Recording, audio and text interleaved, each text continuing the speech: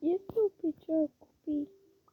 Da, astăzi vă zic că uitați-vă și voi aici o ce am făcut ceva foarte și căsumata de puțin căscut.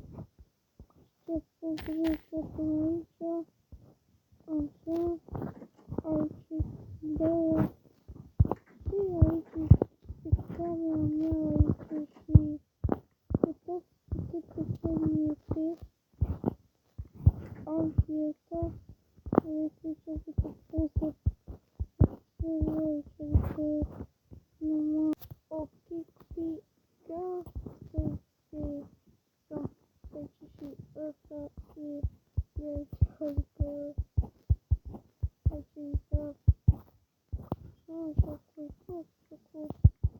și aici unde sunt eu ca să fi știți că da, că nu aș mai am făcut aici ceva. Cred că mai nu am făcut o astfel. Cred că e de tot ceas.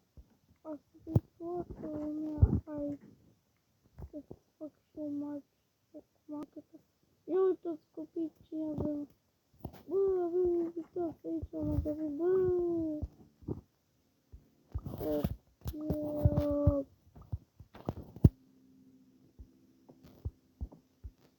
Așa pun sucul cafeului, biscuite,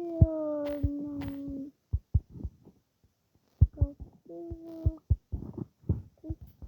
Acum toată lumea se invitați aici. Măsărim asta și toată lumea mănâncă și toată lumea e mai bine acum. Cred că totuși ia să pleacă de și să despre magie. Ia uitați că am picat acum și că am mâncat ce și numai acum. Pentru că hai să îi acum și cred că dar nu să fie ca așa